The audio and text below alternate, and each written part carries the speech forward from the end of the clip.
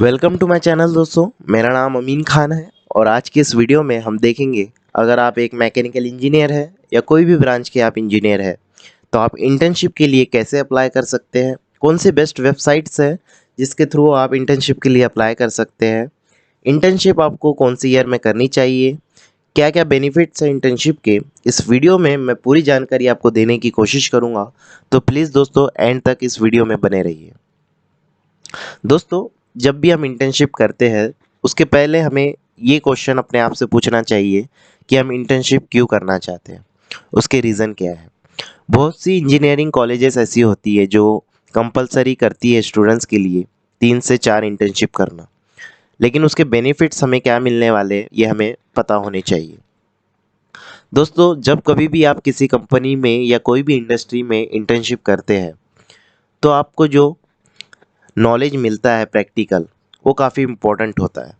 जैसे कि ग्रेजुएशन में हम पूरा थ्योरेटिकल नॉलेज लेते हैं, अपनी कॉलेज में ही छोटी सी एक वर्कशॉप होती है, उसके थ्रू हम नॉलेज गेन करने की कोशिश करते हैं।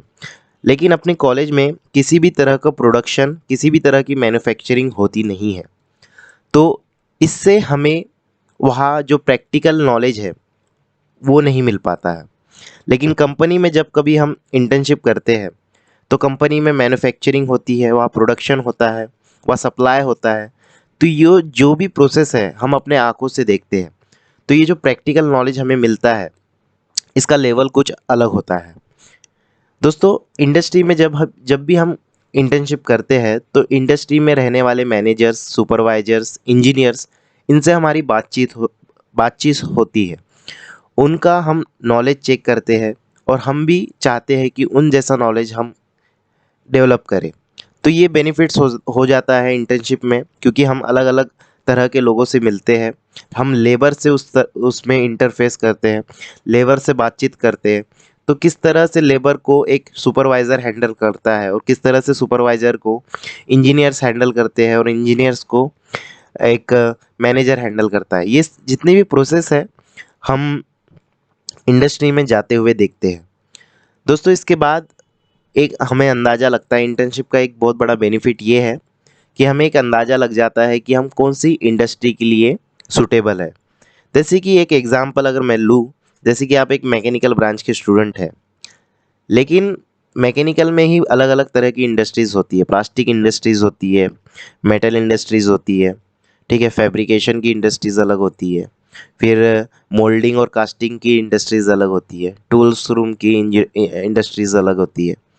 तो हमें कन्फ्यूज़न बना रहता है ग्रेजुएशन के एंडिंग तक कि हम कौन सी इंडस्ट्री में जाए, प्लास्टिक में जाए, मेटल्स में जाए या कहाँ जाए। लेकिन जब आप इंटर्नशिप कर लेते हैं तो आपको एक क्लियर माइंडसेट हो जाता है। जैसे कि आपने इंटर्नशिप किसी प्लास्टिक इंडस्ट्री में कर ली तो आपको अंदाज़ा हो जाएगा कि नहीं यार, मैं प्लास्टिक के लिए बना नहीं हूँ, मैं मेटल इंडस्ट्रीज़ के लिए बना हूँ, ठीक है। या आपको अंदाज़ा हो जाएगा नहीं, ये तो प्लास्टिक इंडस्ट्री मेरे लिए सूटेबल है, मैं मेटल इंडस्ट्री में अब नहीं जाऊँगा, ठीक है। और इसको थोड़ा और ऑडिट करने के लिए आप दूसरी इंटर्नशिप कर सकते हैं किसी मेटल इंडस्ट्री में। पहली आपने प्लास्टिक में करी, दूसरी आप मेटल इंडस्ट्री में कर सकते हैं। फिर आपको अंदाज़ा लगते जाएगा कि आप कौन सी इंडस्ट्री के लिए सूटेबल है, कौन सा इन्वायरमेंट आपके हैबिटेशन के लिए सूटेबल बैठता है। तो ये सब चीज़ें आपको इंटर्नशिप में पता लग जाती है और ये काफ़ी बेनिफिट चीज़ है जो आपको कॉलेज में सिखाई नहीं जाएंगी और आप कॉलेज में रहते हुए कभी इस चीज़ को एक्सपीरियंस नहीं कर सकते हैं। इसके बाद जैसा कि मैंने बताया, आपको एक्सपोजेस मिलते हैं रियल वर्ल्ड एक्सपीरियंस के, कि आप प्रोसेस को अपने आंखों के आगे होते हुए देखते हैं और किस तरह से मटेरियल सिलेक्ट होता है, किस तरह से डिज़ाइनिंग होती है, किस तरह से ऑडिट और इंस्पेक्शन होता है, किस तरह से सप्लाई होती है, किस तरफ से डिलीवरी होती है। तो ये सब चीज़ें आप इंटर्नशिप में एक इंडस्ट्री में सीख सकते हैं और ये वर्थ इट नॉलेज होता है, बहुत ही इम्पोर्टेंट चीज़ होती है किसी भी इंडस्ट्री में इंटर्नशिप करने के। दोस्तों, इसके बाद हम देखेंगे कि कौन सी कौन से ईयर में आपको इंटर्नशिप करनी चाहिए। बहुत लोगों के माइंड में कन्फ्यूज़न होता है कि हम कौन से ईयर में इंटर्नशिप करें। दोस्तों, यहाँ मैं सजेशन दूंगा आपको कि आप अगर एक थर्ड ईयर में हैं या फाइनल ईयर में हैं तो आप थर्ड और फाइनल ईयर को प्रीफर करिए इंटर्नशिप करने के लिए, क्योंकि ये दो ऐसे ईयर है जिसमें आपको थोड़ा बहुत इंजीनियरिंग का नॉलेज आने लगता है, जिसमें आपका जो सेंस है इंजीनियर का वो बनने लगता है। जब कभी भी आप ये सेंस लेके किसी कंपनी में जाते हैं तो हाँ, आप जो सुपरवाइज़र है उनसे अच्छे से कोऑपरेट कर सकते हैं, क्योंकि आपको बहुत सी चीज़ें वहाँ पता होती है कि ये प्रोसेस के बिहाइंड की प्रोसेस क्या है। तो एक अच्छा इम्पैक्ट होता है आपके लिए भी, और एक इंडस्ट्री में जहाँ आप इंटर्नशिप कर रहे हो उनके लिए भी, कि एक अच्छा स्टूडेंट हमें मिला है। ठीक है, तो ये एक बेनिफिट हो जाता है, और आपको एक समझ हो जाती है, मैच्योरिटी उतनी आ जाती है थर्ड और फाइनल ईयर तक कि आपको इंडस्ट्री में क्या क्या चीज़ सीखनी है। तो दोस्तों हम देखेंगे अब कि बेस्ट इंटर्नशिप वेबसाइट्स कौन सी है। दोस्तों जहाँ मार्केट में आप सर्च करेंगे तो इंटर्नशाला आपको हमेशा टॉप में दिखेंगी। इंटर्नशाला में आपको अलग अलग कंपनी रजिस्टर रहती है जहाँ आप इंटर्नशिप के लिए अप्लाई कर सकते हैं। लेकिन मैं आपको प्रीफर करूँगा कि आप लिंक्डइन के थ्रू इंटर्नशिप करिए। दोस्तों लिंक्डइन में इंटर्नशिप करने का एक तरीका मैं आपको बता देता हूँ शॉर्ट में। इसके बाद में मैं हो सकता है इसके ऊपर वीडियो बना लूँ। दोस्तों लिंक्डइन में अलग अलग कंपनीज़ के अलग अलग एग्जीक्यूटिव ऑफिसर्स होते हैं जिनकी प्रोफाइल रजिस्टर्ड होती है। तो आप एचआर्स भी होते हैं कंपनीज़ के लिंक्डइन में। जैसे कि आपने देख लिया कि इस एमआईडीसी एरिया में मुझे मेटल इंडस्ट्री में इंटर्नशिप करनी है, तो आप गूगल में सर्च करिएगा कि एमआईडीसी एरिया में मेटल्स की इंडस्ट्री कौन सी है। तो गूगल से आपको नाम की लिस्ट दे देगा, उस नाम को आप लिंक्डइन में सर्च करिएगा, उस कंपनी को लिंक्डइन में सर्च करिएगा।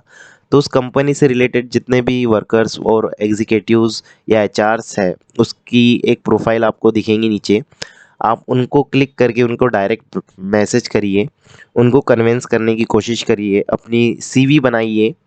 बहुत से स्टूडेंट्स फाइनल ईयर तक अपनी सीवी बना नहीं पाते हैं। मैं ये सजेस्ट करूँगा कि उन्हें सीवी हमेशा बनानी चाहिए, अपडेट्स करनी चाहिए, और एक थर्ड या फाइनल ईयर में अच्छी खासी एक फ्रेशर की सीवी उनके पास होनी चाहिए। तो आप लिंक्डइन में उन्हें डायरेक्ट मैसेज करके अप्लाई करिए। मैंने भी इस तरह से इंटर्नशिप की है। मैंने अब लगभग अभी 2 इंटर्नशिप करी है और एक मेरी चालू है। तो आप भी इस तरह से कर सकते हैं। मैंने भी लिंक्डइन के थ्रू करी थी। आप भी इस तरह से करिए, आपको बेनिफिट्स मिलना शुरू हो जाएंगे। इसके बाद लेट्स इंटर्न करके एक वेबसाइट है जिसमें आप रजिस्टर करके इंटर्नशिप के लिए अप्लाई कर सकते हैं। एंजल लिस्ट करके है। और लास्ट वाली जो किलर लॉन्च है ये मैंने कभी यूज़ नहीं करी, ना मैंने कभी देखी है, लेकिन आप इसमें भी अप्लाई कर सकते हैं क्योंकि मैंने इस बारे में सुन रखा है। इसके बाद दोस्तों ये सब तरीके आप आजमा सकते हैं जिससे आपको एक इंटर्नशिप करने का मौका मिलेगा एक अच्छी कंपनी में। तो मेरी ये सजेशन रहेंगी, आप इंटर्नशिप करिए। ये मत देखिए कि कंपनी कितनी बड़ी है या छोटी है, क्योंकि उससे कुछ फ़र्क नहीं पड़ने वाला है। ना इंटर्नशिप लेटर से कंपनी के इंटरव्यू में उतना फ़र्क पड़ता है।